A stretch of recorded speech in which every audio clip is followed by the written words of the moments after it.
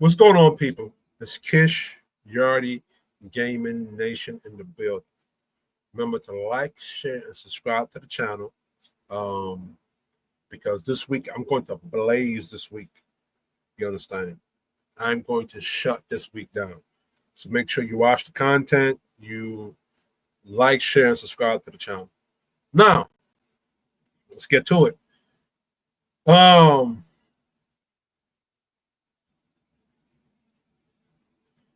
It is a very destructive and deceptive and just straight up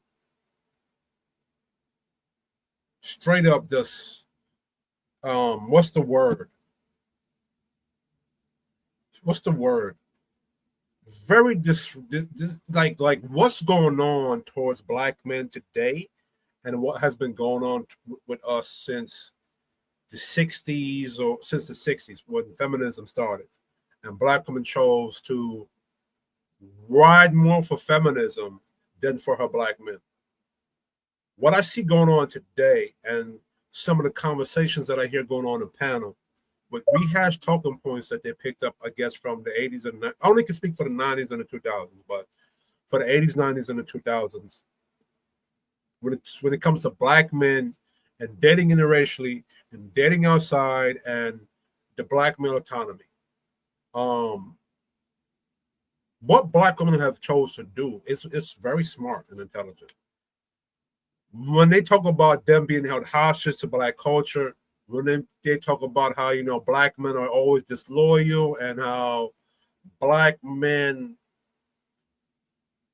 destroyed their image when it comes to desirability, right? And then they want to pretend as if the talk shows where black women went on to talk bad about black women, that did not have an effect on black men's image and our desirability, right?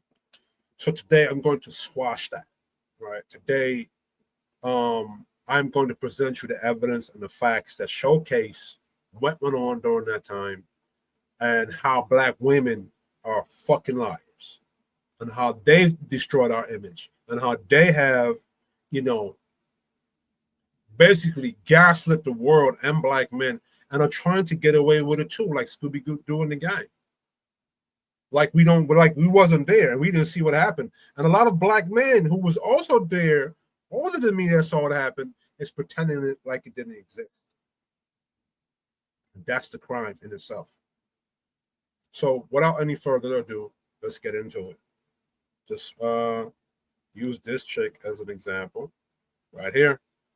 Let's hear her dumbass reasonings on why she prefers to, I guess, date white. Whatever she said. Let's look into what she's saying. Saying that the differences that I have found between dating black men and dating white men are overall pretty minuscule. People are people. People are people. People are people. Now, mind you, black women, when they talk, they contradict themselves in the same sentence. So listen to the words. People are people. And let me play what she said again. People are people. Mm-hmm. People are overall pretty minuscule. People are people. People are people. People are people. People are people. And I could really only come up with like 3 substantial, significant differences. Substantial, significant differences. But earlier you said minuscule, and people are people. Now listen to the substantial differences.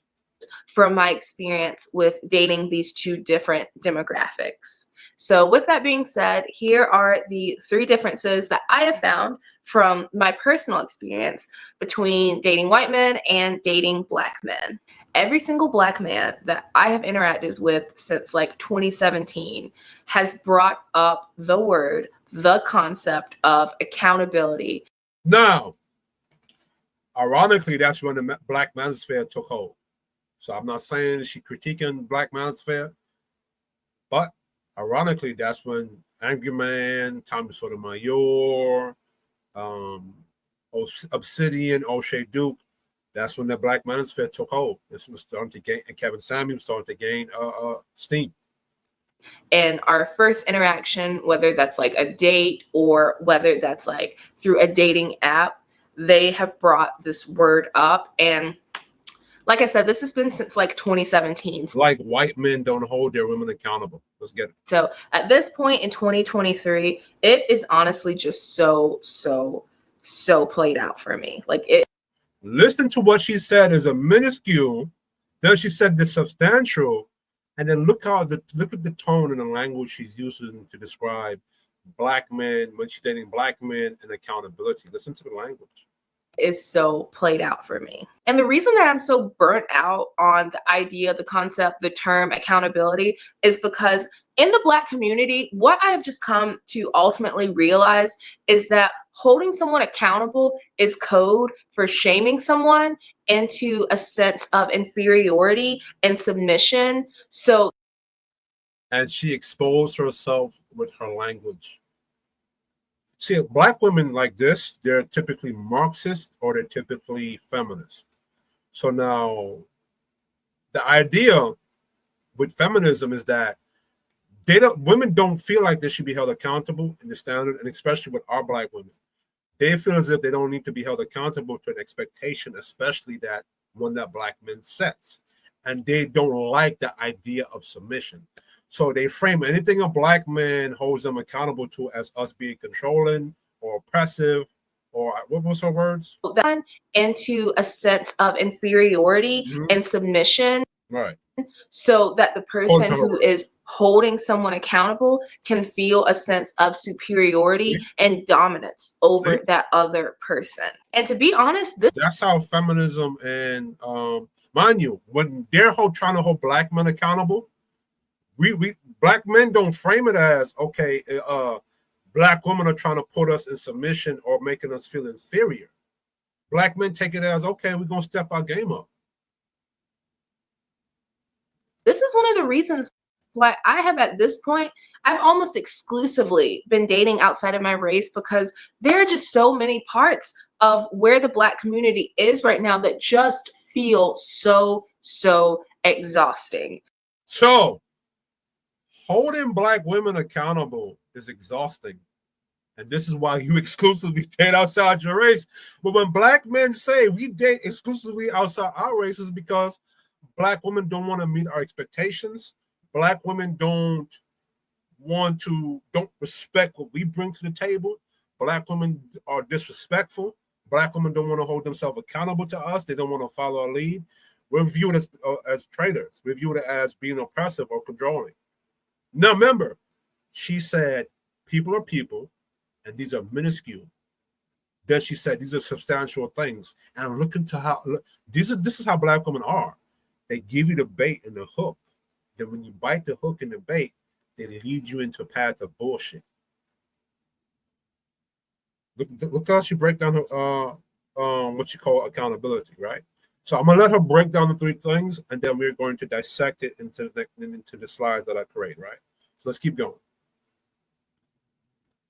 People, like black people, we're so mean. We are so mean to one another. Mind you, when black men were being held accountable for what we were lacking in, we didn't say it was mean. We didn't say it was exhausting or stressful, or we need to date exclusively white women because we're being held accountable to a standard. Black men took that as a challenge, and we stepped our game up. And we got the stats to prove it.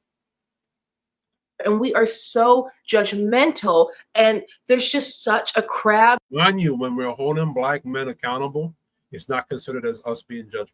That it's not considered black women being so judgmental of black men. It's considered as we need to step our game up. Remember, I'm going to keep saying that. In a barrel mentality. It's a crab in a barrel mentality to hold y'all accountable. And it's just it only applies when you're holding black women accountable. It's not a crabs in a bucket mentality to hold black men accountable to certain expectations or standards. When y'all was saying these niggas need to take care of their kids, or black men are broke or dusty, or they're not making enough money, right? That was not considered as crabs in the bucket mentality. That was black men need to step up their game. Just so exhausting. And it also feels like no matter what you do, no matter how you iterate blackness, it's not enough. It's not acceptable. It's not good enough. You're either holding us all back or you're pushing us all forward at a rate that's faster than we want to go. Like it just. She's objectively speaking. But remember, this is how Black women talk, so it's very difficult to hold them down to what they say, right? So they speak very vaguely. When it comes to Black men, we are charged with the responsibility of how far Black culture goes or the Black community goes, or when we do something stupid, it brings us back 100 years. But now, when you're holding Black women's feet to the fire and you're holding them accountable, it's a stressful task for them to be. But at the same time, they want to be so-called leaders or be in charge. But they can't handle that pressure. They don't want to be held. She's saying it herself right now. Look at her thumbnail. All right. Just feels like it's never enough. Why is just so even different? Before I met the but person. Look at her thumbnail. It says, why is just so different? But in the beginning of your intro of your video, you said people are people and things are minuscule.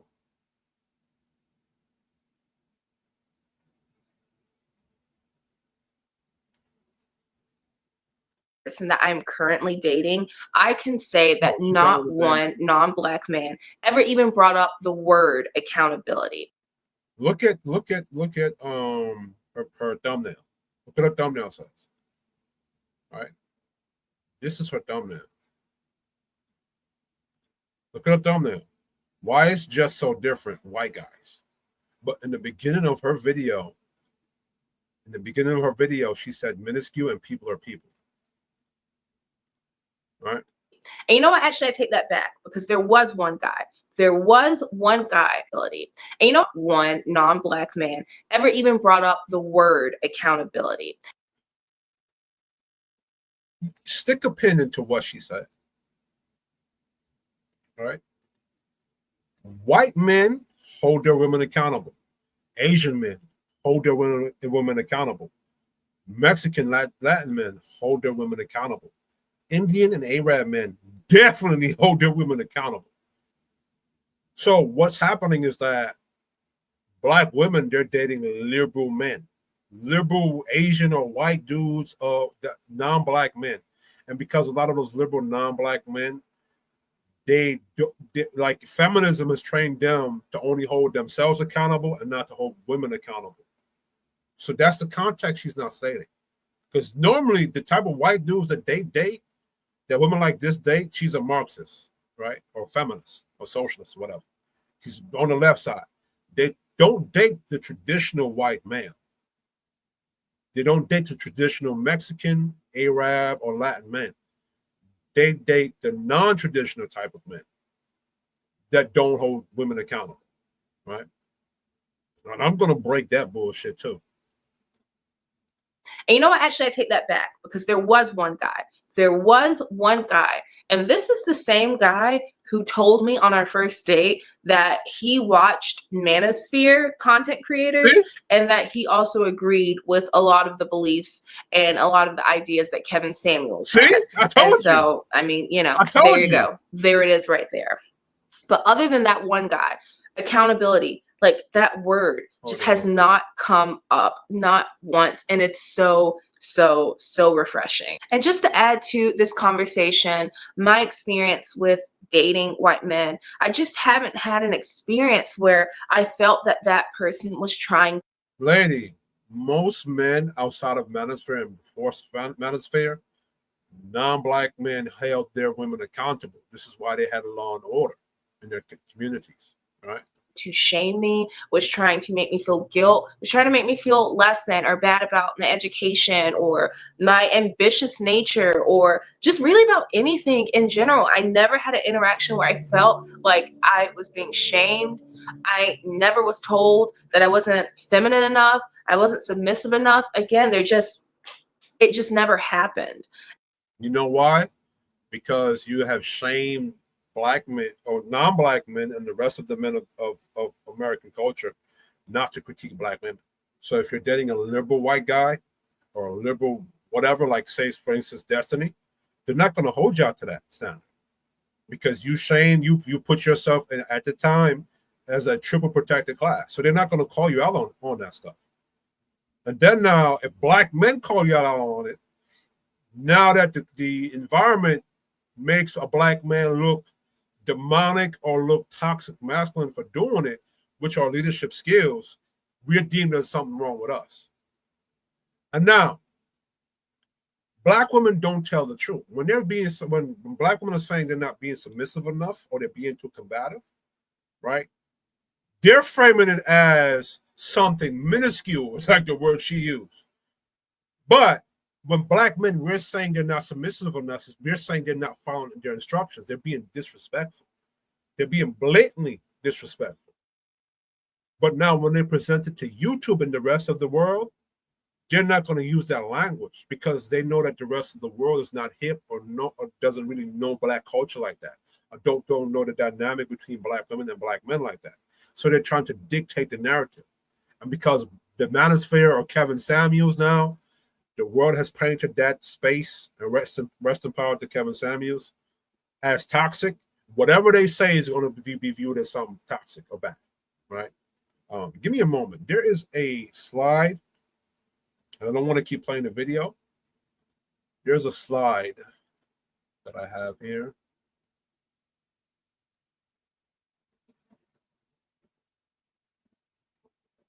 All right, so no, that's that. Give me a second. There's a slide here that I have.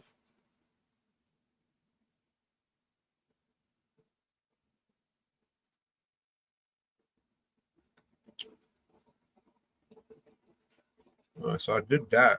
Difference between that. No.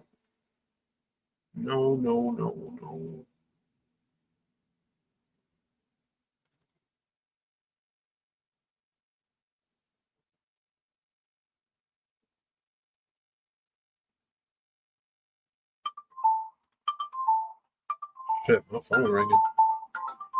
Give me a moment.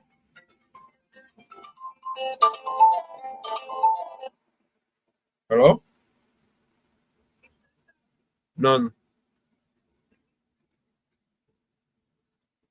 No, what happened? Hold on.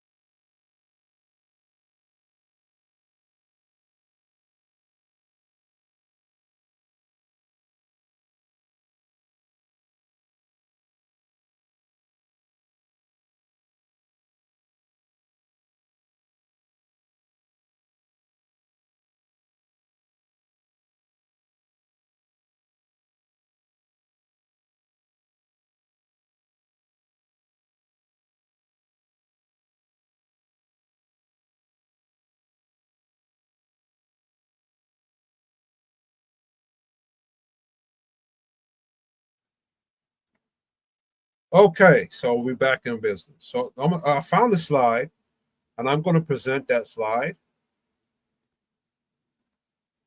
All right, so not right now, but we're going to let her finish talking. And I just have overall felt in my experience, I really want to highlight that it's my experience, but I just have felt that in. So when they say in my experience, it's anecdotal and it's opinion based. And you really cannot challenge an opinion or anecdotal because it's their opinion, right? So when you're speaking about being objective versus subjective, objective is based on the truth that everybody can resonate with. When you say anecdotal or something that's to your experience, everybody might not say the same thing, and it gives them a way to wiggle room to wiggle out of it, right? But don't worry, today I'm going to break what she's saying.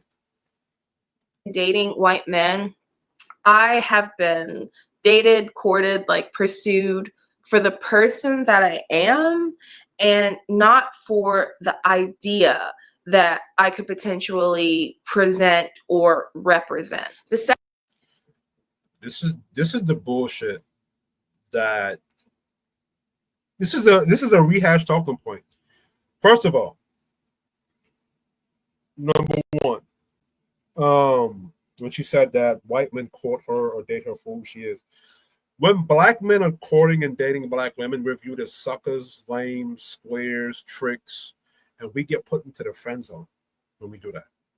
Black women don't respect black men when we are courting them, when we are respecting them for who they are, right? Now, what this means, what she's saying is that black men are not allowed to expect her to perform or do anything. But what she's not bringing up is what she said it. That white man courted and was performative for her, which many black men are doing that. But when black men are being performative to women like her or to black women, let's say what she said, let's just say something similar to what she says. We're viewed as lame, squares, and suckers, and we don't get respect when we do that. Right? Second layer to that. She expects to just be who she is. No improvement in who she is, nothing. I have to just settle for who she is. And who she is could not align with what I expect out of a woman, a black woman, or any woman. But you expect me not to be who I am, but to court you. If I don't court you, you don't accept me for who I am. I have to court you. I'm tasked with a performative role. That when it comes to black men and black women, they don't respect us when we do it. Now, you're going to say that that's anecdotal, right? But many black men come with that same anecdotal experience. And we get charged with, we keep picking the wrong type of chick. Nobody ever reviews who are these women that we're picking from, right? And this woman right here, she doesn't want you to hold her accountable or expect her to do anything. She wants you to just accept her for who she is, regardless of who she is not enough. Maybe how black men have been picking black women, which the manifest has addressed, and so has the Angry Man and Tommy Sotomayor. Maybe the reason why we're picking the wrong type of woman, black woman, is because we don't expect them to do anything, or we don't hold them accountable to a standard that they must perform. And the reason why we can't is because holding black women accountable to a performance or expecting them to perform, as she has expressed, is exhausting to them. Maybe that's why we're picking the wrong woman, because black men are not allowed to expect them to perform. We just have to accept them for who they are.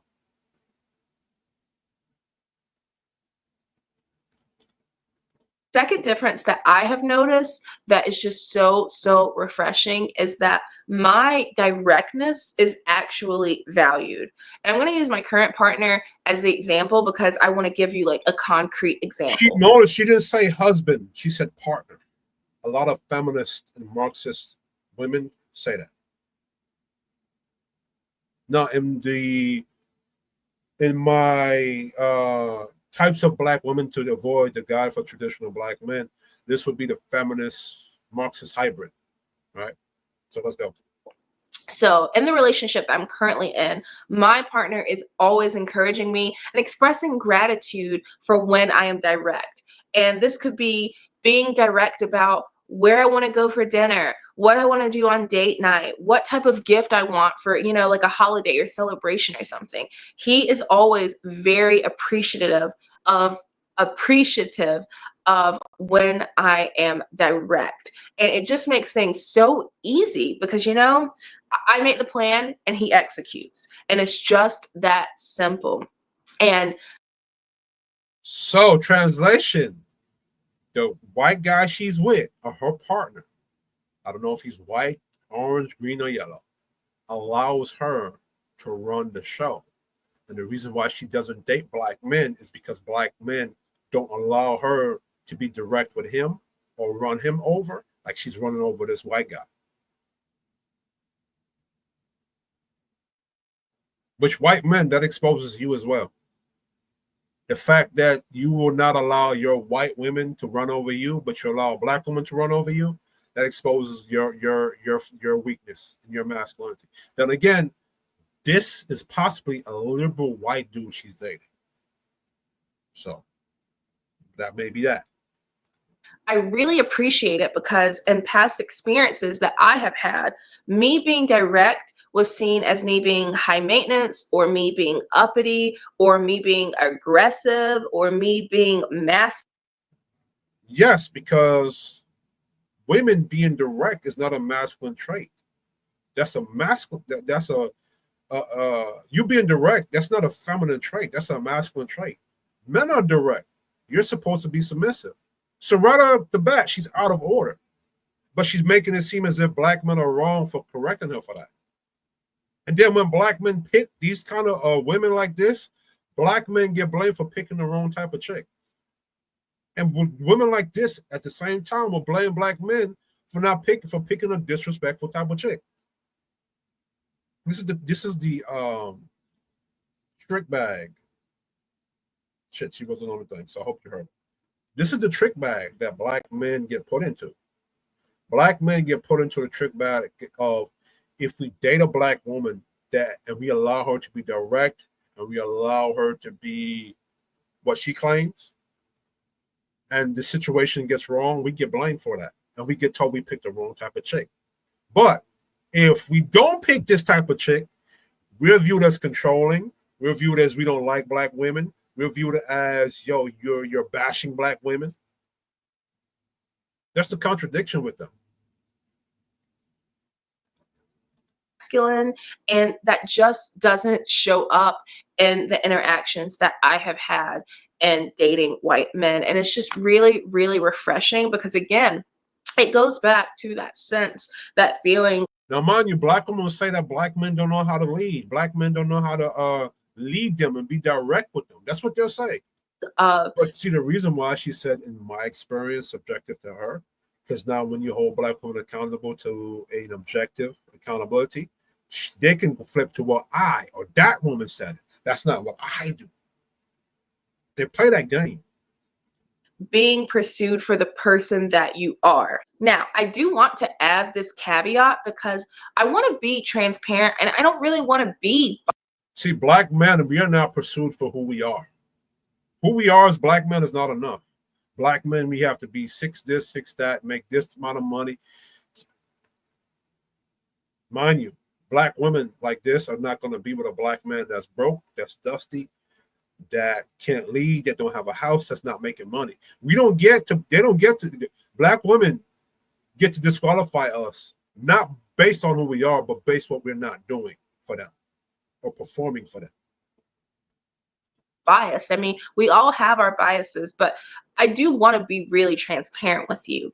I have noticed that, like, at least overall, it seems that white men are kind of shy or maybe kind of like reserved. And so it almost forces your hand to be direct or to become more direct, because if you're not, it's like neither of you are really going to get what you want, or if you are, it's not. What?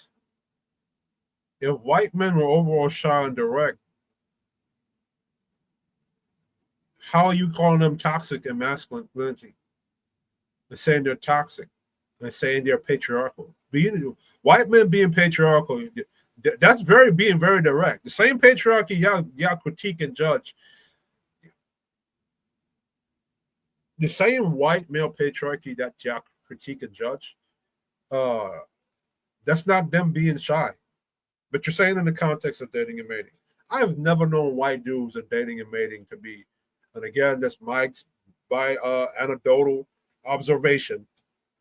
White men are very direct when they want to talk to a bitch or holler at a chick or approach a chick. I don't know what she's talking about. But then again, because I'm being anecdotal and she ended being anecdotal in this point right here, the only way he can prove what we're saying is right, is that you'd have to go into the dating market and dating scene and observe that. Maybe it's the liberal white men who are shy, reserved, or weaker white male that's shy and reserved. Right? There. So now that's like a knock against black men, as if we're not direct or being shy, or us being too direct. Could possibly be that, in my opinion, from what she's saying. Not going to feel like it's in a meaningful way. And to be honest, for me, that was kind of a learning curve, because I feel like I am naturally more of like a passive person. Like, I'm active in my life, but I am very laid back. I'm very chill. I am very much so. What do you want? But you contradicted what you said earlier. The knock against black men that you said earlier was that they don't allow you to be direct or plan out dates, but when you're with this white dude, you get to be direct, and he appreciates your directness. So you contradicted yourself. Want to do like, I am really that type of girl. And so that's been a learning curve for me, and having to become more direct. And in a lot of cases, it's been kind of irritating, that shy, reserved nature. And it's been one of those things where sometimes I'm, look at this white dude. As a white man who's trying to understand his black girlfriend and her ideas of masculinity, this video has been a big help. Thank you. Mind you, I guarantee you, look at this simp ass thing. There's no white man in this comment section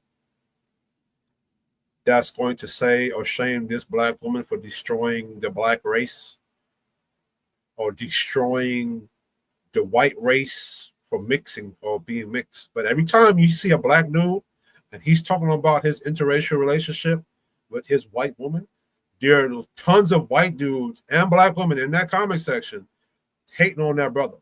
Or there'll be tons of white dudes in the comment section talking about how that white woman is destroying her race by mixing with that brother. But black women are being held hostage to the community and whatever other bullshit they like to say. like, is this really still a thing? Like, we've been doing this for this long, and this is still a thing. But I will say, or maybe not, but at the same time, I really do appreciate that, because it has taught me how to, again, become a more direct, more upfront person. And that has transferred into other areas of my life and has improved those areas of my life. And the last thing that I want to mention, the last difference, so to speak, that I want to mention, that I'm pretty sure I've mentioned in a previous video, but just the more experiences that I have had, the more truthful this has become to me, or at least the more truthful, the more true that I see this to be. And this difference is just, there seems to be a more collective, at least with maybe younger men. I can't speak to all men, and I haven't dated all of the ages. I'm 30 years old, and I've mostly dated people within a couple of years of my own age. And so maybe it's just like that age demographic, but there just seems to be more of an open-mindedness and a less restrictive, less punitive form and sense of masculinity. And I want to give you an example.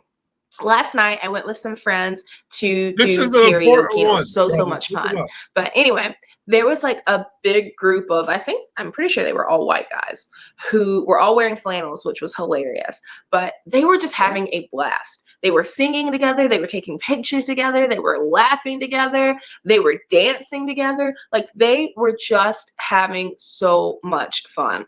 And I later went on to find out I think it was like a bachelor party for like this. They were all in the Air Force. There was some event going on, basically. But like, again, it goes back to just like that not so punitive, not so restrictive form of masculinity, and just the ability to open up and just to have fun. And, I've seen it with every person that I've been with. Like, they're open to just different things. They're open to different styles. They're open to different people. I am someone who has always been a major supporter of the LGBTQ plus Community. Can't talk today. Community. And every white guy that I've dated has also been a supporter as well, and has supported me supporting the community. And it's just, there's so many ways. There's so many ways. And that's what led me to believe that she's dating a liberal white guy. Because usually liberal white guys that are open to that. Now, let me find the presentation. So I'm going to take her off the screen. Go from the thing. And I'm going to add this here. But give me 1 second. There's a slide that I created that also coincides into what bullshit she was bringing up there. I thought I had it up here, but I didn't.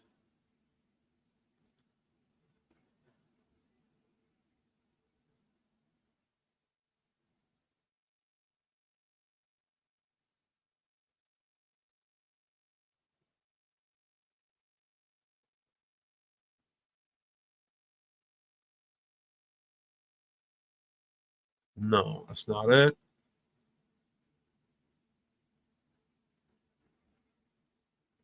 No, that's not it.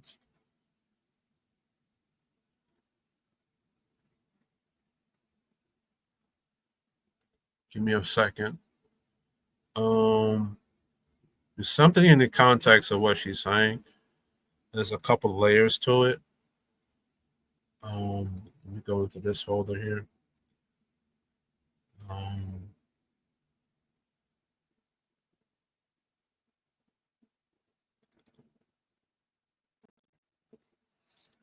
Wish I could find it.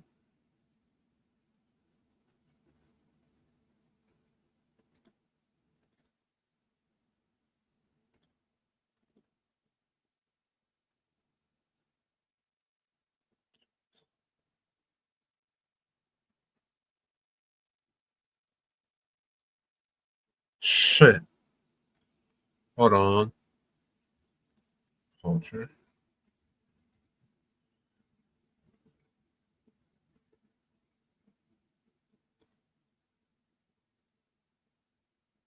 All right, so this is what I think.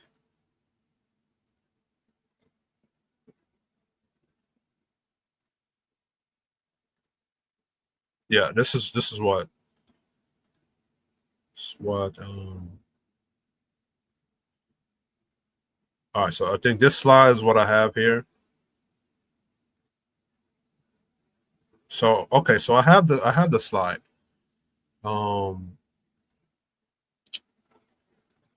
Sorry about this.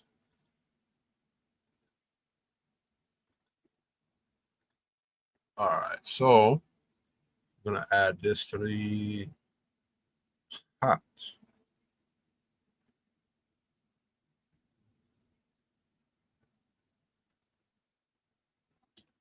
So I'm gonna do this one first. Hypocrisy and accountability. So first thing was accountability. All right. Scenario with black men. Black men are expected to hold themselves accountable and maintain standards in dating, which is what her first reasoning bullshit. If a black man enforces standards for his partner, example, behavior, respect, or shared values, some black women or black women like this labeled this as controlling, exhausting, or toxic. Yeah, black women simultaneously complain. Sorry, I shouldn't have put some black women in there. That's my bad. I should have made this a general statement. Yeah, black women simultaneously complain that black men do not meet standards themselves or fail to hold black women accountable or a perceived double standard, right? Scenario white men. When dating outside their race, black women report that white men don't hold them accountable. They perceive this as easier because there's no challenge or expectation placed on them. Hypocrisy. Black women criticize black men for enforcing standards, even though accountability is what makes men respected, while praising the lack of accountability from white men as freedom or ease. Essentially, black men are shamed for doing what is praised in other men, right? This is important. Black men are shamed for doing what is praised in other men, right? So white men hold their women accountable. See what I'm saying? But when black men do it, it's criticized as, exhausting, as she put it, right? Leadership and dominance. Black men are expected to lead, make decisions, and guide the relationship. If they allow Black women some decision making and flexibility, they're shamed as weak or allowing her to run him over. Complaints include Black men not taking charge enough or failing to fulfill leadership roles. So it's funny enough, she's critiquing Black men for being in a gender role that they themselves hold Black men accountable to. But he's now, when he does it, it seems it being too exhausting for her, as she claims, right? Scenario with white men. Black women claim white men allow them to be more dominant, direct, or expressive without criticism. The same leadership that's expected from Black men is unnecessary with white men, right? So, in other words, white men are not charged with the same expectations that they expect Black men to be, right? Leadership and dominance are shamed in Black men, but praised or ignored in white men. Black women criticize Black men for not leading enough, yet enjoy freedom with white men who similarly do not enforce control, right? Double standard and cultural expectation. Black men expected to date within race loyalty, enforce high standards of leadership in relationships. Black women expect loyalty but reject accountability. Criticize Black men for failing to meet ideals while celebrating white men for giving them freedoms. And a lot of you Black men who are in those feminist Marxist spaces that promote sex culture and open relationship, you fell for that bullshit. Outcome. Black men are boxed and criticized for both conforming and not conforming, while Black women are praised for doing the same behaviors without men of other races. Like I told you, the trick pack, right? We're boxed into conforming and not conforming. So if we do it, we're damned. If we don't do it, we're damned anyway. Summary logic, right? Accountability praised or tolerated. Expected to hold women accountable, shame for it. Rarely hold women accountable. So white men rarely hold women accountable and praise or tolerate it. Same behavior judged differently, right? Sorry, I didn't structure this properly. Male policing in Black culture. Some Black men publicly criticize or shame other Black men for dating outside their race. The policing isn't necessarily about protecting the community or competition. It's often motivated by appearing morally superior or race loyal for the benefit of Black women. Using criticism as a way to integrate themselves to women, possibly because it's easier to critique men than women in the culture, avoiding backlash from women.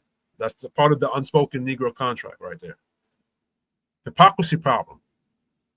Black men attempt to shame other Black men for dating outside their race, but Black women may date outside their race regardless of this policing. This makes the policing largely performative rather than effective, right? Because Black men are charged with performing for Black women, courting them and all the other stuff, while being called a sucker or a lame or a square. Meanwhile, she's not tasked with the same expectation of being performative.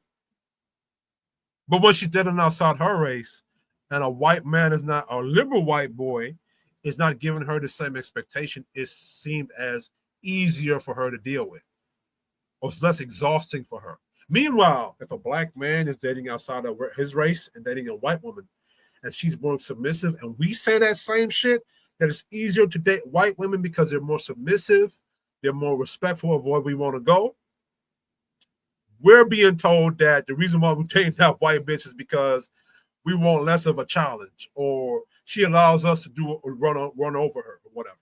But meanwhile, when this Black woman was describing her relationship, she was running over her white man, and that white man allows her to do it, and it's easier for her. Let's continue. Delusions among Black men. Many Black men adopt talking points used by women to shame other men, such as, that athlete is only dating a white woman. He's abandoning the race. These critiques are often inaccurate and exaggerated. In reality, most Black men and Black athletes date within their race, but the few high-profile cases get amplified, which is what we do a lot in Black culture to Black men. Black men criticize each other for weird expectations while ignoring the majority of black men who are dating women, or exceptions, my bad. This reinforces a false narrative and allows black women to continue the same behaviors without accountability. Cultural impact. This male policing reinforces performative loyalty rather than meaningful cultural standards. It pressures black men to self-censor their choices to appease a subset of black women while being shamed for simply making personal decisions. Autonomy. Meanwhile, black women often avoid reciprocal accountability in dating choices, which is what this woman is doing. So now let's go to this. Dating black versus white men. Her claim, black men bring up accountability too much while white men don't. Black men are constantly told to hold themselves accountable, but when they ask the same of black women, they're met with resistance. Example, what do you bring to the table shows that black men are asking for to reciprocate. Shout out to the angry man for breaking down what it really meant by when a man says, what do you bring to the table? How he broke it down was that when black men say, what do you bring to the table? It's black men asking black women, are you bringing your traditional roles of being submissive and feminine to the table? That's what that meant. And he broke it down that the idea was created by a brother by the name of BGS, right? That's, I think, where he said the idea came from, right? Shows black men are asking for reciprocal. If we're building and providing, what are women bringing? What is their roles? Are they being submissive? Do they cook? Do they clean? What are they bringing? If she prefers white men because they don't press her on this, it means she doesn't want accountability at all. She just wants ease to do what she wants to do. Being direct, her claim. With white men, she can be direct. If she wants to go somewhere and do something, he lets her. What she calls being direct looks more like running the show. Black men are expected to lead, and many women complain. Black women complain when they don't. But here she's praising white men for letting her take the lead. That's contradiction. Black women shame black men for not leading while also praising white men who don't lead and just follow her demands. If black men did that same thing, they'd get labeled as a simp, sucker, or weak, as I told you. Openness. Her claim white men are more open, friendly, playful, and more accepting of LGBT expression, right? Masculinity is defined differently by race and culture. White men can make gay jokes or gestures while still seeing themselves as straight. Black men don't validate masculinity that way. Her reasoning doesn't make sense. If she's straight and wants a straight man, why would she want him to be more open to LGBT behavior? It seems less about friendliness and more about her personal comfort with certain social behaviors that don't align with traditional black masculinity. Now, let me tell you why they do this. This is a way to get black men or to control black men or to police black men to be a certain way. You know how in the Masonic Lodge or in the Moore Science Temple of America, they talk about the threes: belief, faith, and knowing. When you get men to believe in a thing, they begin to act out what they believe. And then what they believe becomes a faith in it. And then it becomes what you know. If you can get black men to accept LGBT activity and then to believe in it and then to have faith in it and then to know it as a fact or truth, they begin to shape the environment around them to adjust to it. Because black men, or men in general, we are the leaders of culture and society and environment. And we tend to lead by shaping and molding that environment around what we believe in, our faiths, and what we know to be reality. So this is a tactic that black women do to shape black men to accept certain things and to mold themselves into the environment. This is a way for black women to get black men to accept Marxism, to accept LGBT, things that go against masculine structure. This is what they do, right? So, yes, I used to be more Science Temple of America. See, I got my turban on. I used to be heavy in the pro-black spaces back in the days, right? So that's why I could come with it like this. But this is what they do, right? So let's continue. Let's go back to it.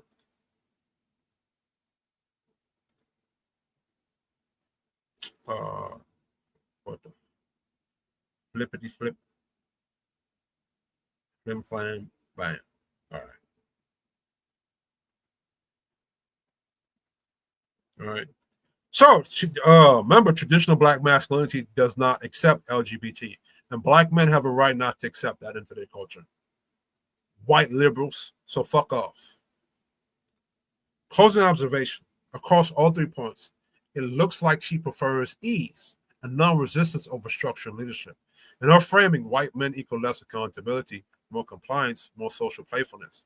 Black men equal more structure, leadership, and boundaries, which she interprets as control or negativity.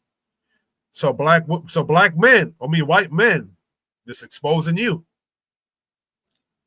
And that black men will have more structure than you are. If black women are able to find white men that are less traditional, exposes you, white dudes. The contradiction. Black women often say they want strong masculine leaders, but when faced with the requirements of that leadership, some run to easier options. So now, if black men find a white woman that is more submissive and aligned with his structure, he's called a sellout, or he went to an easier option. Remember, black men's easier option when he finds a white woman is a white woman that agreed to his structure, that agreed to his leadership, that agrees to his boundaries. But when black women don't want to follow black men's structure, it's looked at as black men being controlling and being negative and being oppressive and exhausting. But she going to a white man is an easier option for her. Her claim, white men are easier, less accountable, let her be direct, more playfulness. My critique, that surface level. She's missing the deeper cultural history that shaped why accountability feels so different with black men. Historical condition of black women dating patterns.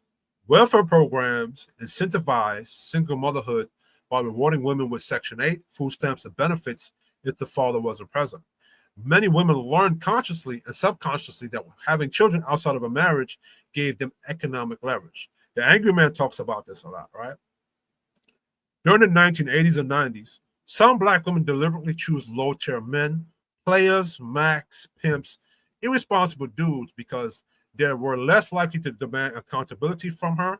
They didn't protect themselves, no condom, careless, making it easier for her to secure pregnancy. A child with such a man could secure state support and possible child support.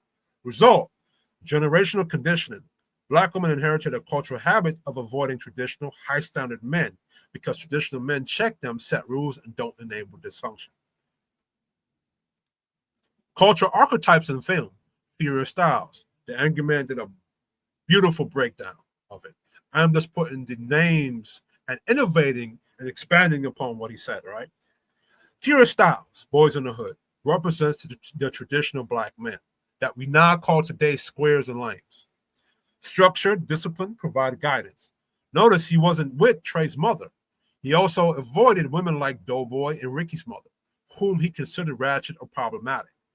Doughboy and Ricky's mother represents the archetype of the chaotic black woman. Children by random men, poor choices, and lack of accountability. That archetype became normalized and even romanticized in some parts of black culture. Takeaway, black women have been culturally trained to find comfort in low-tier men, but discomfort with traditional men like Furious Styles. So what they do, and players and Max do this too, they shame the Furious Styles type of men as squares, lames, and suckers. Why? It's to get you to not pick the black men that's going to provide the community with structure and guidance. So you can keep picking the chaotic type of black men that's going to give you access to state benefits. All right. The boomer generation's role. Many black men in the boomer era adopted the happy wife, happy life mindset. Black women saw their mothers disrespecting men in the home, men who avoided accountability to keep the peace. This reinforced the idea that strong black men don't check women, they tolerate them. Right? This is how they say, this is where black women like to tell, well, my boomer daddy He didn't complain, he didn't fuss, he didn't fight, he didn't talk, he didn't do all those things because that boomer was a simp and he allowed his black woman to run over him. So now that you black men are talking, it disrupts the game that they have been playing. The contradiction in her logic. She praises white men for not holding her accountable, but in reality, white men do hold their women accountable to cooking, cleaning, family structure, and traditional roles. She's likely dating a specific type of white man who gives her freedom from accountability, but that isn't representative of white masculinity as a whole.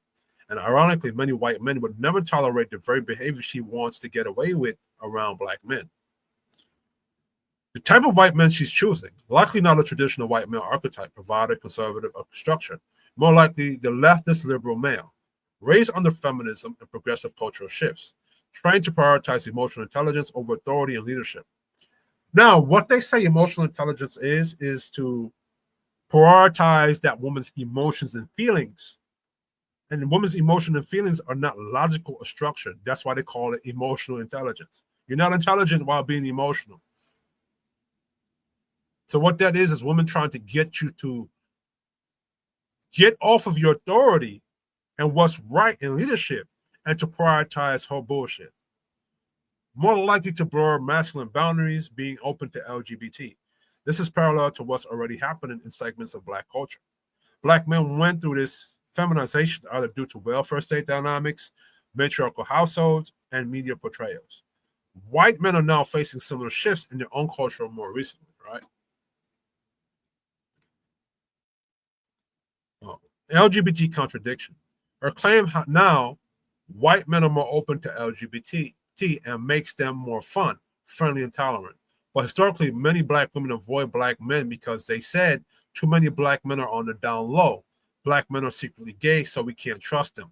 That's the contradiction in what women like this and Tracy Ellis Ross like to say.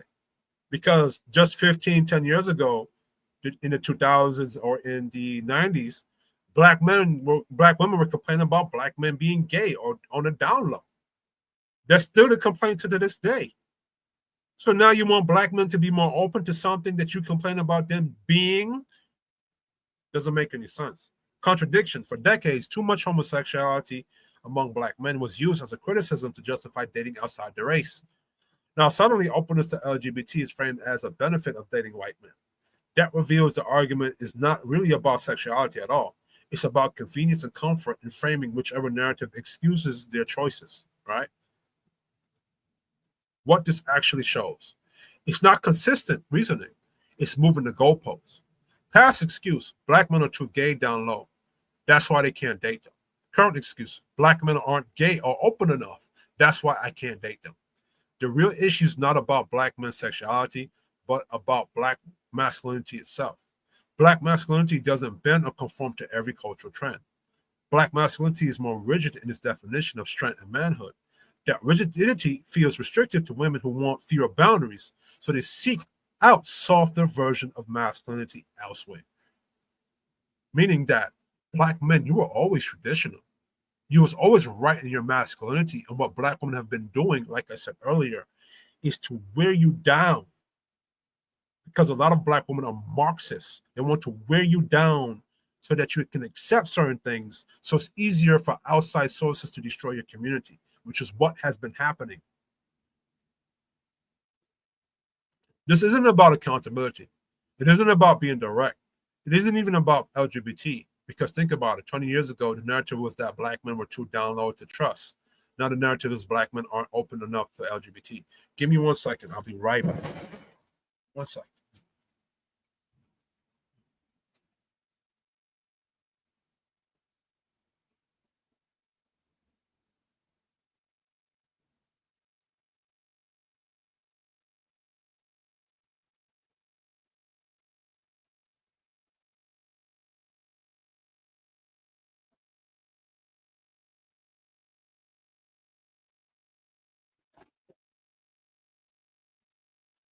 Ah, okay, we're back. Let's got some food. You know what I'm saying? Anyway, the narrative is that black men aren't open enough, or the contradiction tells you the truth. It's not about sexuality or standard, it's about comfort. And black masculinity is uncomfortable for women who don't want accountability. the real reason behind these arguments. Now, for you black men out there that keep saying you don't hold a black woman accountable, blah, blah, blah, I'm going to punch you right in your fucking face. When you hold women accountable and enforce consequences for wrongdoing, that's not competing with them. It's establishing standards of justice and fairness.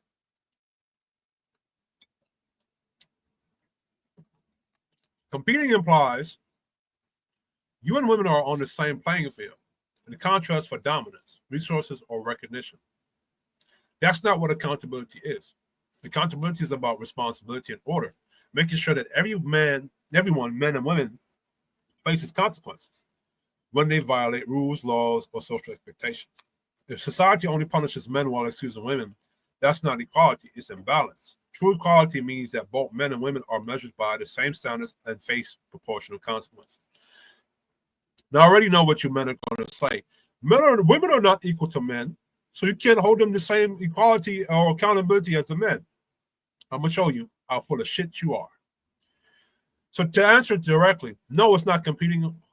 Holding women accountable is not man versus woman. Yes, it is equality because equality without accountability is fake. It's just privilege disguised as fairness. In other words, if women want equal rights, they must also accept equal responsibility and consequences. Now, this is for you niggas, black men especially, that keep talking about you're not equal to no woman not equal to you, so you can't hold them to the same standards that you hold a man. Shut your bitch ass up. You still hold the person under you accountable. Why? Because in any hierarchy, authority without accountability breeds chaos. If the one under you can act however they want with no correction, your authority becomes meaningless. And remember, I told you guys that if a man wants to influence the environment, your structure has to be a reflection of your influence, what you're saying and what you want them to do.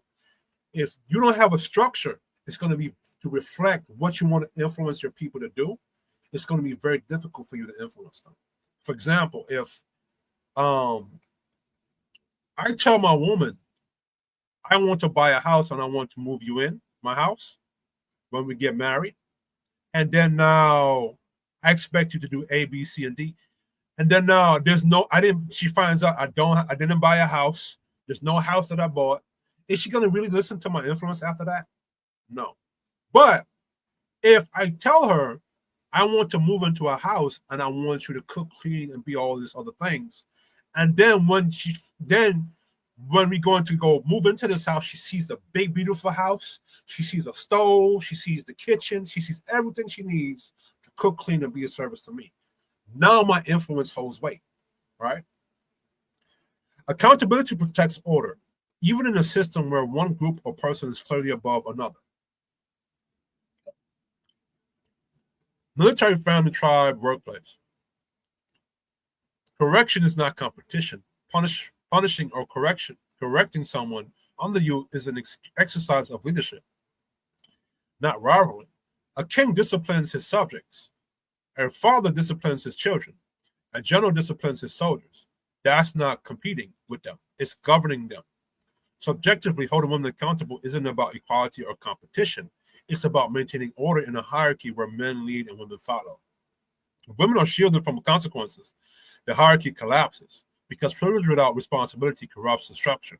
Think of it like this. A shepherd doesn't compete with the sheep, but he also doesn't let them run wild. He corrects them to keep the flock safe and the order intact. So when you pussy-ass, simp-ass black men keep saying that feminist bullshit, you don't hold a woman accountable, you hold yourself accountable. And women are not equal to men, so you shouldn't hold them to equal standards that you hold a man to. Shut the fuck up. You don't know what you're talking about when it comes to masculinity and manhood. Objectively speaking, based on history, facts, and the way male and female roles operated in traditional hierarchies, it is not feminine for men to hold women accountable or punish them. It is masculine. Here's why. Historical precedent. In virtually every traditional society, African, Caribbean, European, Asian, Indigenous, men set the laws and enforce discipline. Women were not above correction. They were subject to the fathers, husbands, clan leaders, or tribal elders. A woman who stepped out of the line wasn't just embarrassing herself, she was undermining her family and community.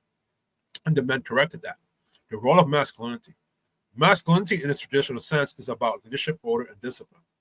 Leadership without discipline is weakness. If a man refuses to check misbehavior from those under his authority, he's abdicating his masculine role.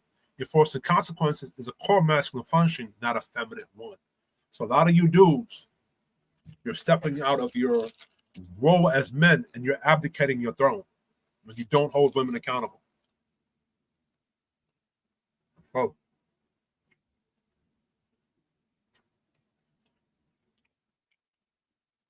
Feminine energy versus masculine energy.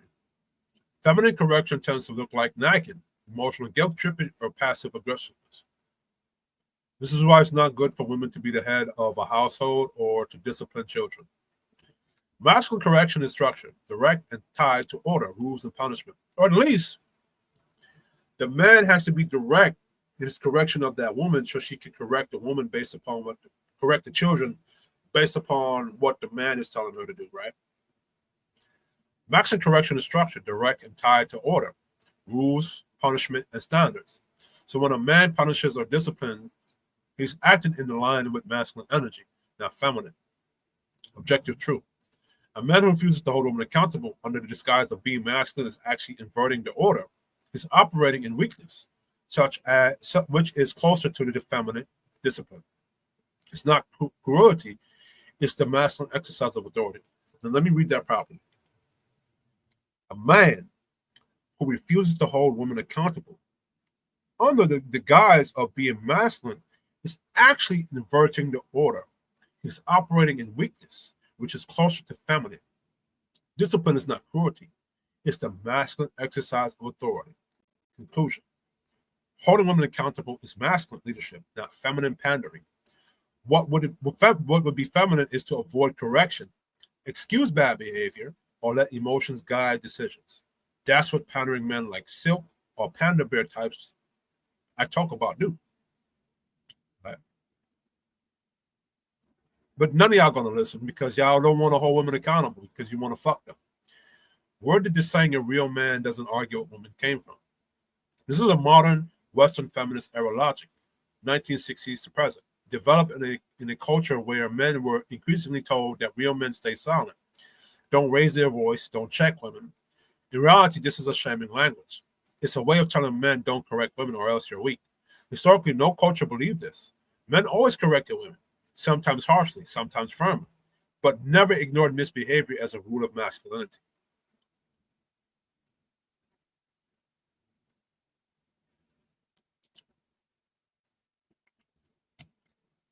Is it weak for men to argue with women? Objectively, public context, stranger street, social. Yes, a man looks weak if he lowers himself to shout back and forth with a random woman in public, but not because he can't argue, but because he has no authority over her. She's not his wife, daughter, or subject. Historically, men didn't waste energy correcting women they had no bond with. Private context. Wife, household, family. No, it's not weak. In fact, it's necessary. A man who never confronts his woman is not leading her. Leadership means course corrective. Correction means disagreement and sometimes heated exchange. That's not arguing like a woman. It's setting boundaries. So random women disengage.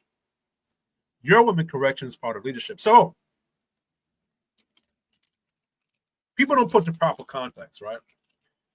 When you're on a date or when you're in a relationship, you're supposed to correct or hold that woman accountable to the date or to the structure of the date. Because the man, he's the one creating the date, he's creating the situation. But now to a random chick on the street, no. You don't argue with a random chick on the street. And that's a waste of energy too. Right? Men correct. Now, funny enough, y'all like to go back to Africa, to the Ken culture, Yoruba culture, and call that matriarchy when it's actually matrilineal. But that's a different video. Traditional African societies had councils of men who decided laws and consequences. Women were respected, but if the wife disrespected her husband or undermined him publicly, she could be disciplined, fined, or even returned to her family. Shit. The logic: disorder in the home equals disorder in the village. Biblical Hebrew: the Bible is explicit about male headship. Example: Ephesians 5:22-24. Women commanded to submit to husbands, men tasked with correction and guidance. When women defied male authority, consequences followed. Example: Numbers 12.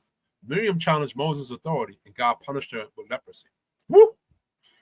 Maybe that's why a lot of you women are going bald today. Afro-Caribbean households. In Jamaica, Trinidad, and Barbados, male authority in the house was non-negotiable in traditional households. A wife publicly cussing her man used to be seen as disgraceful for her, not him. Men often corrected their wives in front of others if needed. Disobedience was framed as freedom. It was framed as shame. European, Victorian, medieval. You nailed it. In Victorian society, a lady arguing openly with a man lowered her feminine status. It showed she was unladylike. Women were socialized to preserve their femininity by silence or tact. Husbands corrected wives behind closed doors. Publicly, women who disrespected their man lost social standing, not gained it. Today, in Black culture today, that's inverted. Objective conclusion: it's not weak for men to argue correct women in their household. It's masculine.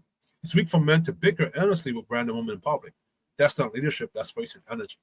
The phrase "real men don't argue with women" is modern social engineering to prevent male accountability and leadership.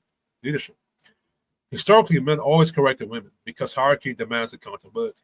In short, masculine equals correction, authority in private, in household, and leadership. Feminine equals nagging, gossip, emotional manipulation. Weak, avoiding correction out of fear of conflict. Foolish, public bickering with women you don't control. So that's for you dudes that want to say that bullshit. Now back to her. All right, so now we're going to go to a different video. I want to take on this chick right here. Maybe I'll take on this chick in a different video. Let's share this one.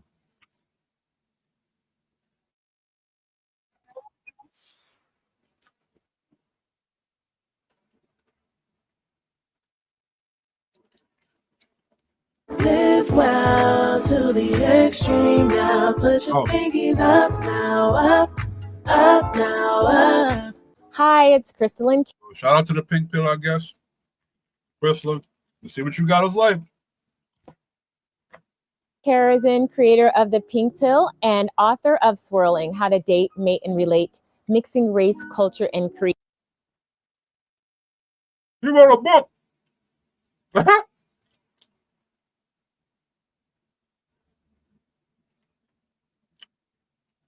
Can you imagine Black men making a book called Vanilla Dipping? And how to date white women? Or how to pick the more submissive one? Can you imagine that book?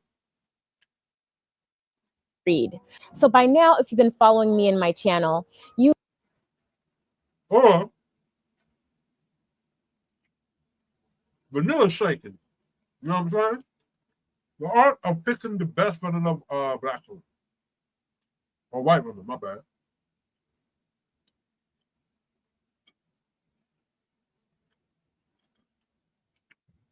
Let's go. You know that Black women have a unique set of relationship challenges that make things a little bit harder to do compared to other races of women in our country. If every Black man married a Black woman, 2 million Black women would still not have a man.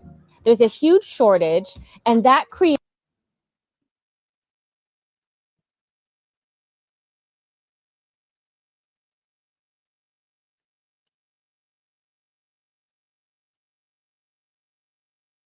Probably shouldn't be eating while I'm doing it. I'm professional. But there's 2 reasons behind that. We're going to show you.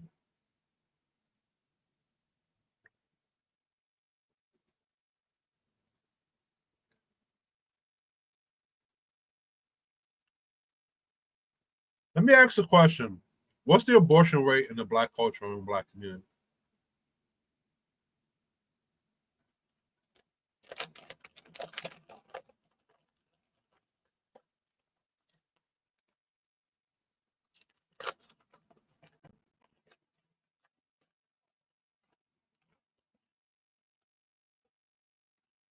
No. The first opinion is anecdotal. My opinion.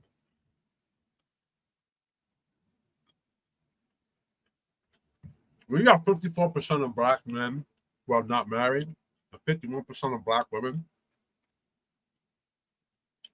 51% of black men who don't have any children, and 54% of black men who don't have any. Hold on. Let me show you that statistic.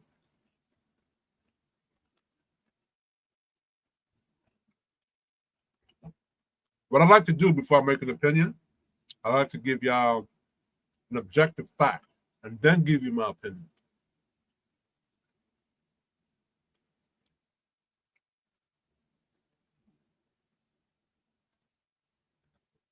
All right, so look here.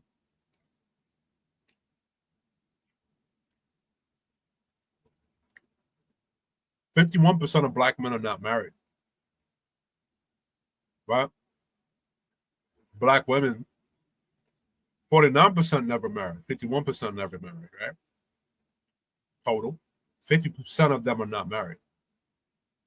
Right? So that's 49% plus 51%. That's more than enough black men to go around for black women to marry. So she's lying. You don't know what you're talking about. Right? Only 8% of black men are married to a white spouse. 4% to a Hispanic. Right? Let's go here.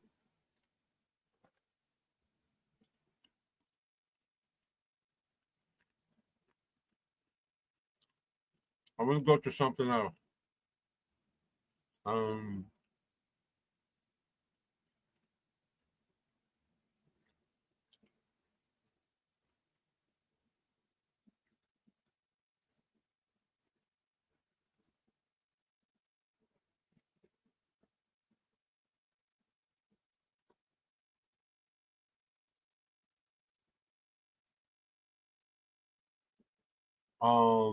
going to go to something else.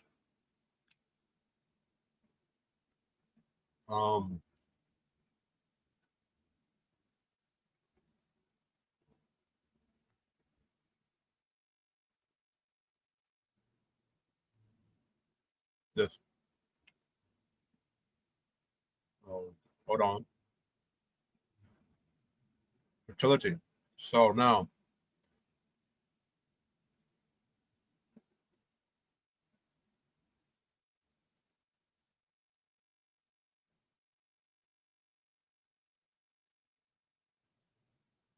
that's for women, right? So that's 39. So let me put this in perspective. Black men, 54% of black men don't have any children.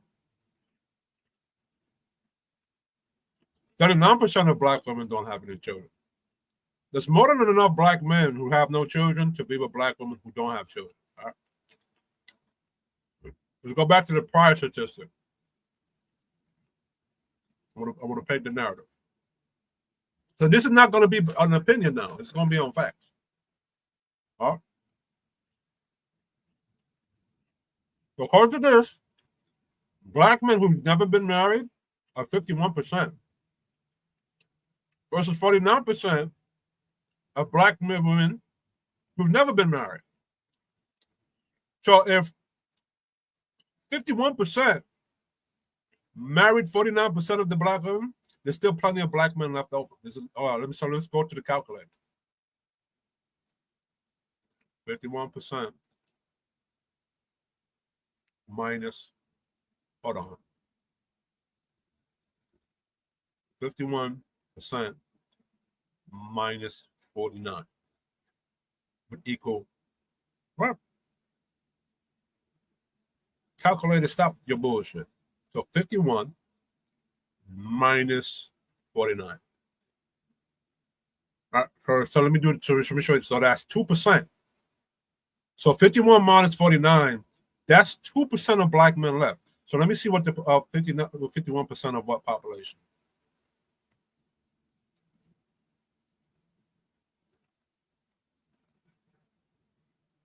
Let me go to Chat GPT right quick. Chat. So Chat GPT. There's a stat out there that said 51% of black men are not married. What's the population of black men, and what's the number? The raw number of what's that 51% out of that population represent?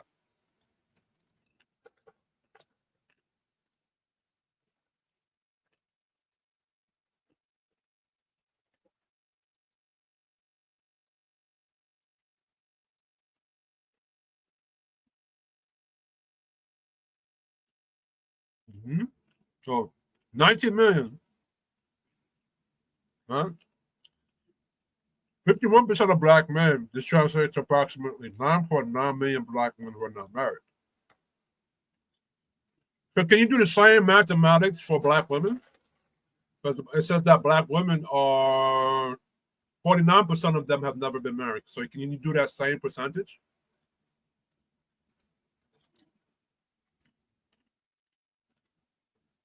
Can ChatGPT even give you the sources to go look at? Huh?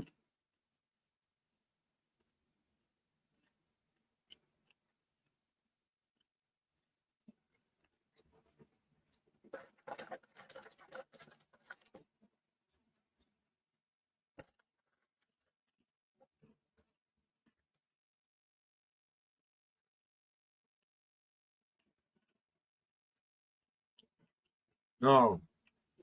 What is the population of black women? Right?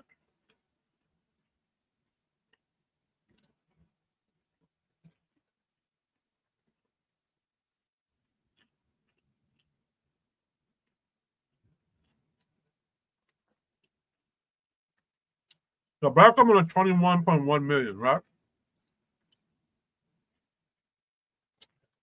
52% of the population. Up here, 19.9 million represent 40%. Okay. What's the 41%? I mean, my bad. What's the 49% of that population that never been married?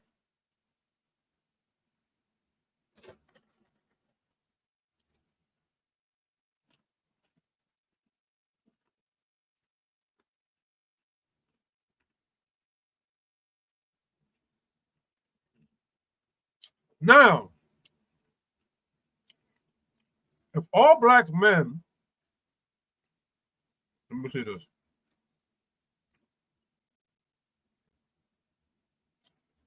No, okay, so say that 51% were to marry the 49%. Out of which of the genders, who would have the most left over or more left over?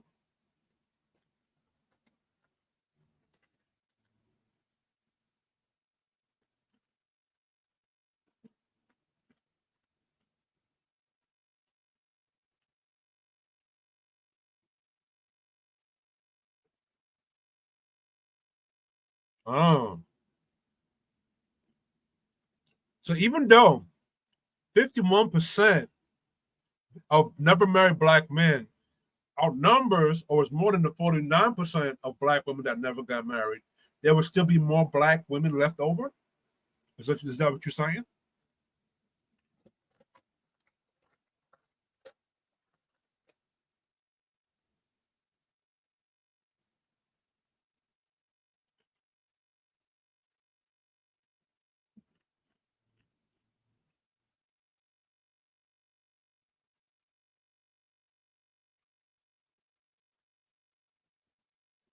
Oh, so there'd be 300.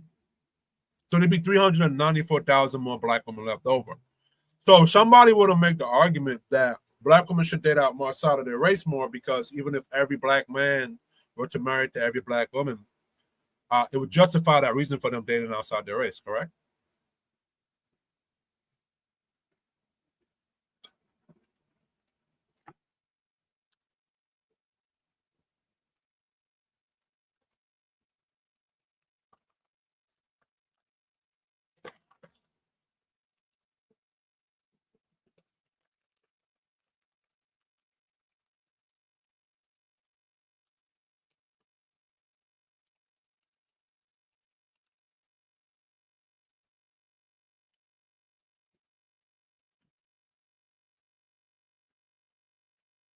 This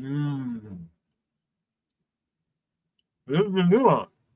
Now, all unmarried men or women are actively looking for marriage. A location.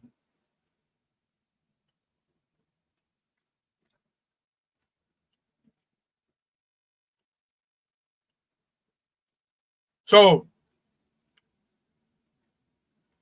there's a lot of nuances left out. If most of those two unmarried groups or genders, and if a percentage of that is not looking for marriage, doesn't mean that it's just like I guess a historical, rhetorical example.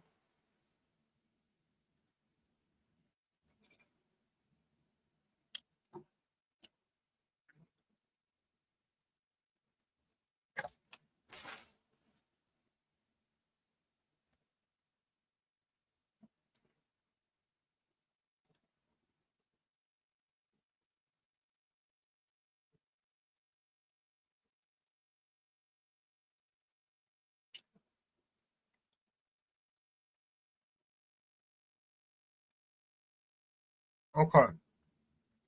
So Pink Pill, she's right on a surface level. Right? Because then now when you look at this, and then you look at this over here,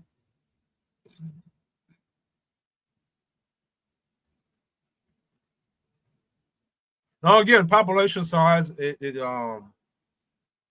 because black women are bigger population than black men. Of course, it's going, regardless of the percentage, the raw numbers is going to tell you that one outweighs the number is always going to be leftovers, right? Now, let me go to something. Oh, she's right in the surface level. Let me ask ChatGPT this. So, question: do you think, objectively speaking, it's just an excuse that black women are making for dating outside their race?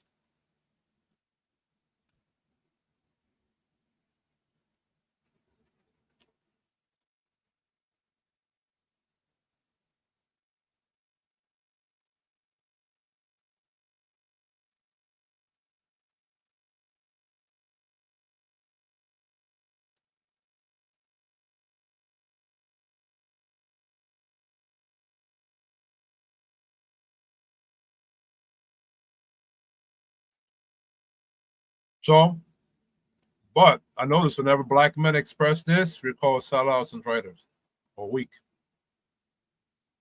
Now, let's go back to now. So the other one I wanted to bring up, the abortion, which I've heard a lot of black men bring this up too in the space. Here's one. Abortion rate amongst black women in the United States is notably higher compared to other racial ethnic groups. In 2021, non-Hispanic black women had an abortion rate of 28.6% per 1,000 women, aged 15 to 44, which is more than 4 times higher than the rate of non-Hispanic white women, which stood at 6.4 per 1,000. This disparity is also reflected in the proportion of abortion by race. In 2002, black women accounted for approximately 40% of all abortions in the U.S., despite representing 13% of the population. Now, they're going to use the excuses and unintended pregnancies and economic whatever. Bottom line, the point that I'm trying to make. Now, Pink Pill, she's correct in the first one. She's correct in her first estimation, but it's surface level. She's not counting for the nuances that men are not looking for marriage, and black women are definitely not looking for marriage to black men. They're not even trying to put the work into that, right? And a lot of black men, they've given up on marriage because it's hard to tell the difference between, or black men can't even put an expectation on black women to live up to. The second layer of it is, if you're aborting babies at that rate, how do you expect to have enough men in the population for you to marry in the future? But anyway, let's see what Pink Pill got to say. Creates an imbalance in terms of dynamics in the power of the relationship and leverage and your ability to negotiate. If you go to the negotiating table with nothing to leverage, if you have nothing to bargain for, then you have no ability to make any demands. So ladies, I want to first say that it is my credo. Black men, mind you, a lot of you black men are making more money today than ever before. A lot of you black men are going to the gym, working out, taking care of yourself. A lot of black men are staying away from the street culture. A lot of black men are making money. So let me show y'all this. Economics.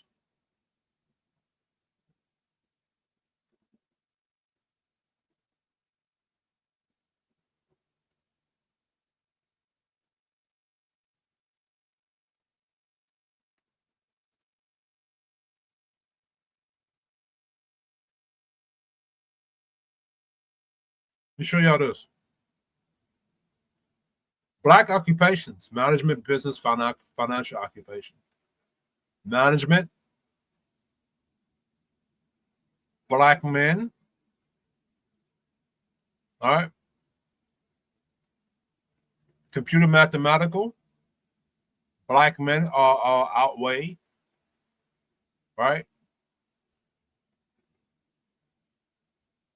Well, of course, women are going to be more involved in social services or education. Health, right? Pension, construction. So in this field, black men are doing more in this field than black women. Of course, it's construction, transportation, material moving occupations. Right? So the only way where black men are outnumbered is stuff like maybe business and management, computer. No, shit. Well, black men shine in computer engineering, except for this one. Right? But black men are working still. Let's look at income. Now, remember that chart I just showed you, right?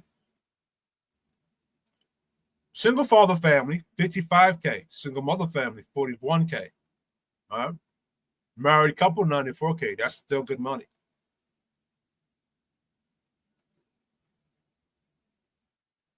Per capita income, men working full-time, still making more than women working full-time, right? Black.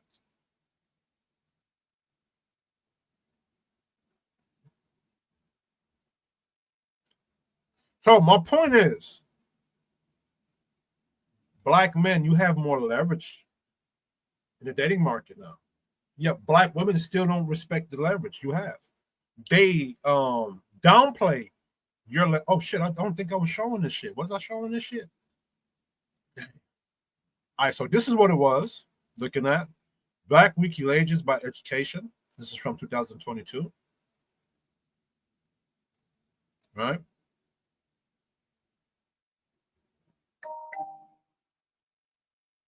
Black millennial salary. Black men making $1 million. That's this. 100K.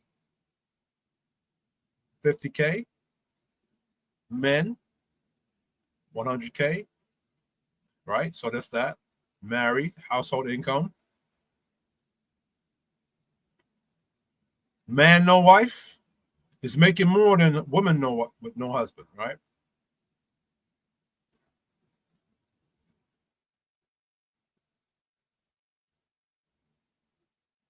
I actually was going to do what Media Man is doing now. I was going to take the time to study and learn how to read analytics and how to read numbers for that purpose. Right?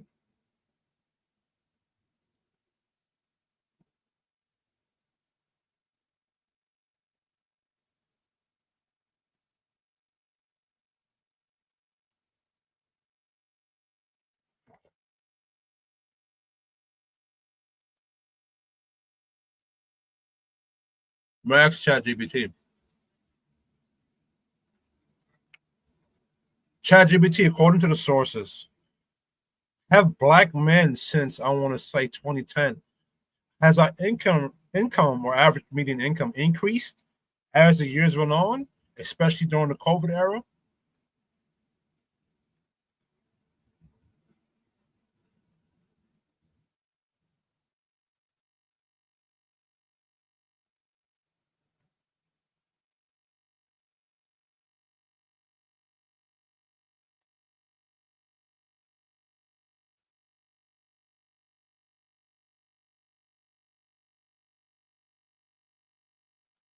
I'm talking specifically to Black men, not Black Americans as a whole, but specifically to Black American men. How has their average earning income increased since 2010 and then over the COVID era till now?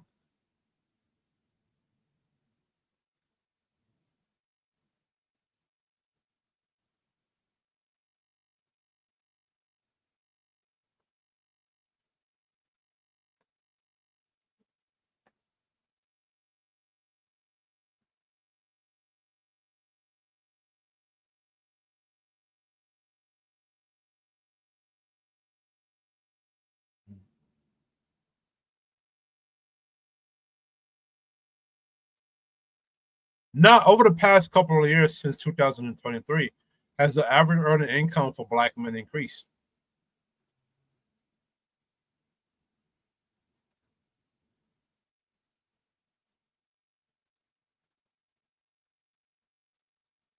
So the pandemic declined everybody, right? This is from AP News.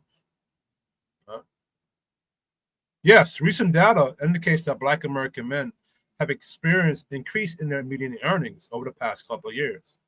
2023, right?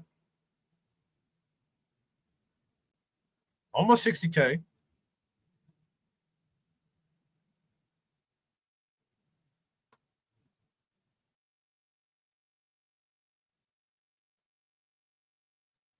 So I don't know what was happening during this here.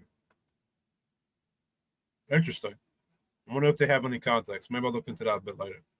But regardless, Black men, you have stepped up when it came to fatherhood. You stepping up when it comes to getting away from the street shit and the gang banging shit and your money shit. But when you use these things as leverage or power, they call you toxic, they call you controlling, they call you oppressive. But Black women, when they date outside their race, that's leverage and power. But when you date outside your race and you want to date white women, or you want to date other groups of women, right, where Black women would have to reflect themselves and step their game up, they call you oppressive, or they shame you, or they call you betraying your race, or you're not race loyal. But let's go back to Pink Pill. That Black women should date all men. That includes Black, white, Hispanic, Asian, Middle Eastern, Eskimo, whatever. The goal is to maximize all of your dating options. Why? Because you have more choices. So I decided to do this video today to give you 10 reasons why interracial dating is really, really good for Black women. The first reason is there's just more choices. With more choices, you have more of an ability to decide the best man for the job. Oh, so say that for Black men. The reason why Black men are going to passport bros or dating outside their races is because they want more choices of women, right? They want to see what other groups of women have to offer them in their table, in their kingdom, besides what Black women have to offer. And it's more choices for Black women. Because remember, it's a lot more choices. Remember, by the numbers, right? Remember, so let me do this mathematics.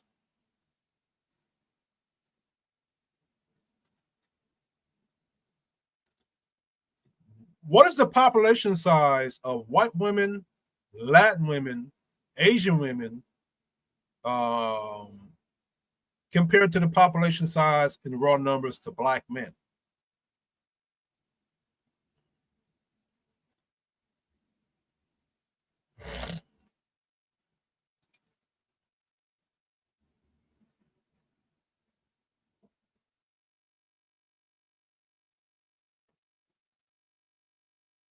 Black women, 48 million.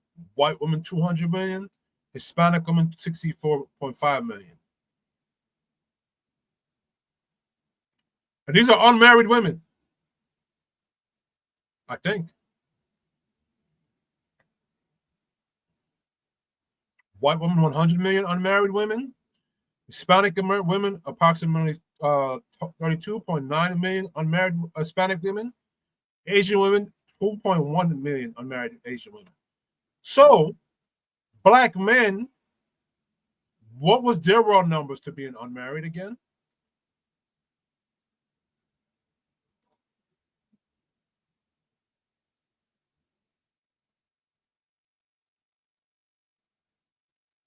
$9.95 million black men in the United States are unmarried. Blackdemographics.com. So, can you compare the numbers? Can you compare the numbers with black women, white women, Hispanic women, and Asian women?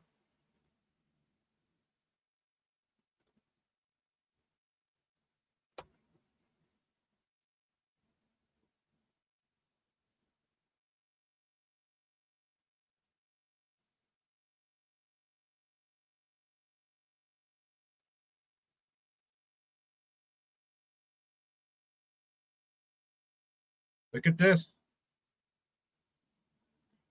Okay.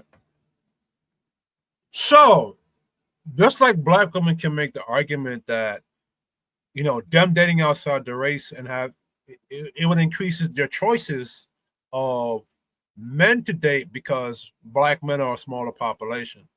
Can black men make that same argument, seeing the fact that there's more women in America that outnumber him, and it would increase his options and choices with marrying or finding a suitable partner for him?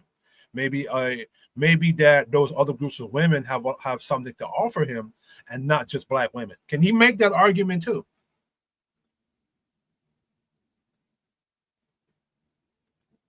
Based on these numbers.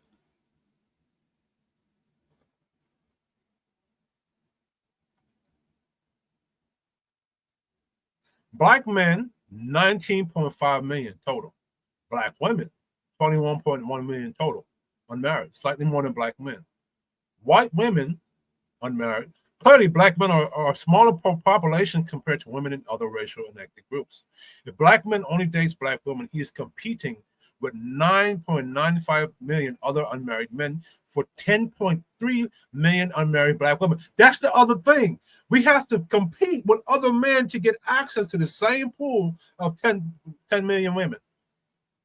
If he expands his dating pool to other racial or ethnic groups, the number of potential partners increases dramatically. Over 147 unmarried married women across white, Hispanic, and Asian populations. Practical interpretation. From a purely numerical standpoint, black women's argument, I can date outside my race to increase my partner pool because there are slightly more unmarried black women than men. Black men's counterpoint, I can date outside my race to increase my partner pool because there are vastly more women of other races than black men. So yes, black men can use the same numerical argument to justify expanding their dating pool. Let's go, Pink Pill. Even if every white guy or Asian guy or Hispanic guy isn't interested in dating you, it doesn't matter. Black women are 6.5% of the population. There is That's proof that's a bullshit lie. Enough men to go around that would be interested in you, that would make it a surplus. Black men are actually the smaller population than black women. Let's prove that. Plus for you in terms of the relationship and marriage market. So you get more choices. Remember what I always say, with choices.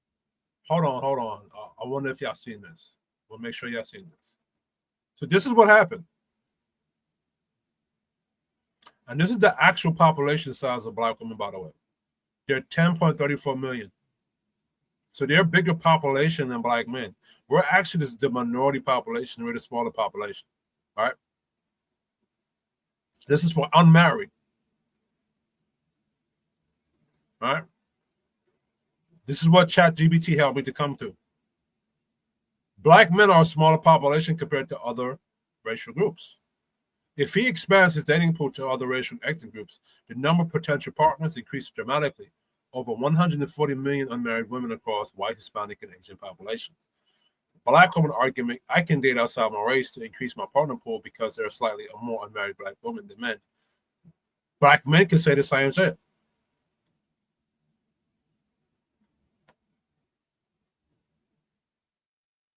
Blah, blah, blah, blah, blah, blah, blah, blah. Nobody care about the nuances. Shut up. Anyway, let's go here. Comes power, and with power comes respect. We say, with choices comes power, and with power comes respect. You'll now be able to... That you say?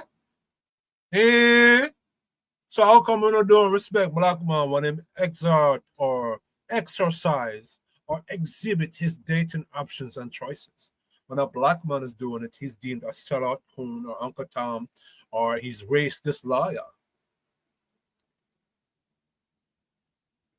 To negotiate when it comes to the relationship dynamic. When you're sitting at the table and you're negotiating things, now you won't have to settle. You won't have to settle.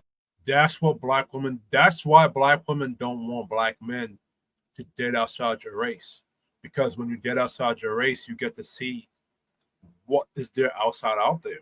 And you get the power of leverage. And you don't have to settle for black women's stupidity or bullshit. And they would either have to step their game up or stay where they're at. That's why they don't want you doing it, black brothers, because they don't want you to have power and leverage. That's why they shame the passport bros. And compromise yourself and your values just so you can have a man.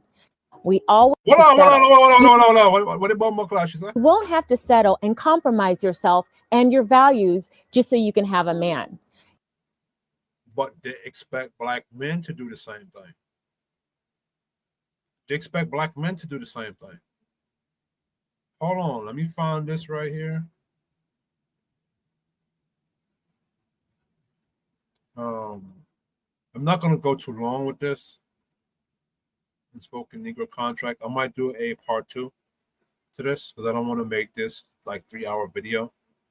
But so all right, so I'm gonna come back to her video again, but I'm gonna show this and I'm gonna show something else. So I'm gonna remove her from the channel. So I'm gonna do a part 2 to this video, right? I'm gonna do the last couple of slides and then come back to part 2 to this. Maybe tomorrow, or release it, do a recording of it tonight and then release it tomorrow. So let's remove her from the stage and go up here. Lames. Oh, so this is something different. This is interesting. All right, so this is something different. This is up different. This is up different. This is up different. So let's go here. That's for another program, for another thing. The core premise: black people, especially black men, are expected to sacrifice and remain loyal to a system that doesn't truly reward them. For black men, workforce role. All right, so y'all can read this, pause it and read it yourself. I can pause this and read this yourself too. All right, and let me take this a slide. Black women in dating.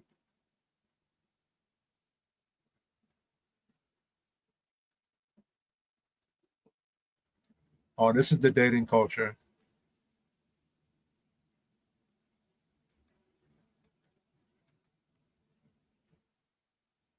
But yeah.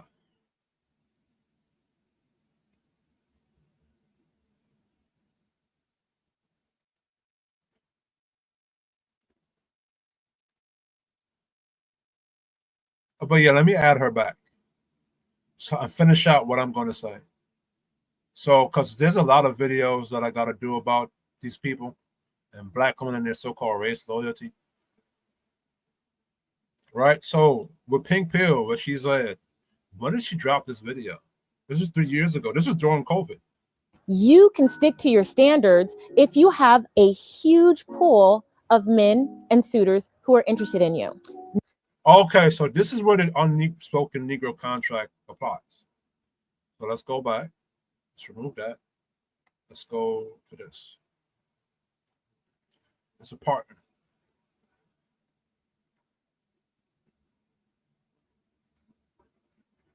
All right, so the core premise. Black people, especially black men, are expected to sacrifice and remain loyal to a system that doesn't truly reward them. So now when black men express their dating choices, it's exactly what she explained. He doesn't have to settle for sacrificing for black women who don't respect him or who don't appreciate him. And that puts power back in his hand, or power back in his own autonomy. So that's what black women don't want black men to do. They want you to stay stuck to the community while they date out. This is why they're not ashamed for doing what they do. But when you do it,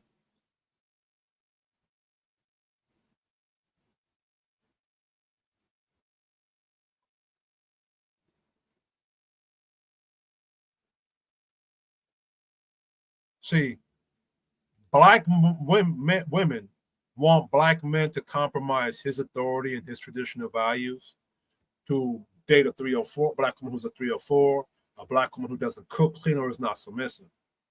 But when he dates other women to find women that wants to submit to his authority, he sees him as a traitor, a sellout, or a coon. This is a problem in black culture in dating, right? But, you know, when we do it, it's shame. When they do it, it's praise. Anyway, this is Kish Gaming Nation. Watch out for part 2 to the series.